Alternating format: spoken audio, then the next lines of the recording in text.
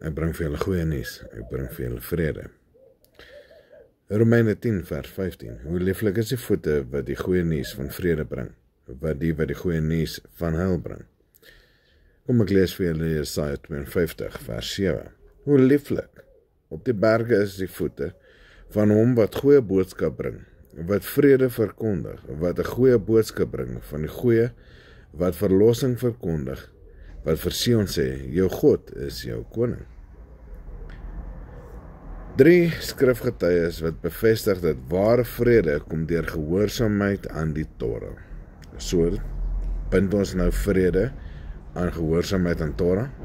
Kom ons sien. Psalm 119 vers 165. Groot vrede het die wat u wet lief het, en vir hulle is daar geen struikelblok nie. Hier sien ons dat vrede direk gekoppel is aan die liefde vir 'n gehoorsaamheid aan Jahwe se Torah. Jesaja 48 vers 18. O, as u my gebooie maar gehoorsaam het, dan sou my vrede wees soos 'n rivier en my geregtigheid soos die golwe van die see.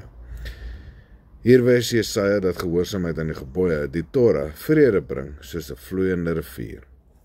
Net om te wys dat Paulus wetsgehoorsaam is. Romeine 3 vers 31. Verwerp ons dan die wet deur die geloof? Dit mag nooit wees nie. Nee, ons bevestig die wet.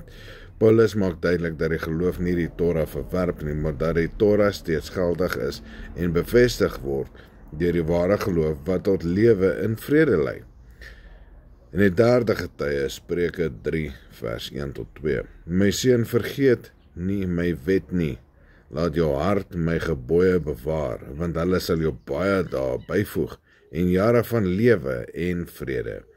Hier word dit duidelik verbinde dat die bewaar van die Torah, die wet, lei tot 'n lewe van vrede. Soos ons nou opsom, die goeie boodskap, die boodskap van vrede, Psalm 119 vers 165, vrede is vir die wat die wet lief het.